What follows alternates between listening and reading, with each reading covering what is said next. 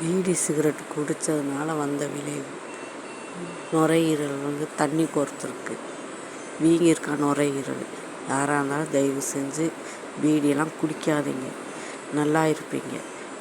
அண்ணனாக இருந்தாலும் சரி, தம்பியாக இருந்தாலும் சரி, மகனாக இருந்தாலும் சரி, யாராக இருந்தாலும் பீடி தண்ணி இதெல்லாம் அடிக்காதீங்க, சரிங்களா? நான் எவ்வளோ கஷ்டப்படுறேன் பாருங்கள். நுரையீரல் வீங்கியிருக்குன்னா நுரையீரலை பீடி சிகரெட்டு குடிச்சு இந்த மாதிரி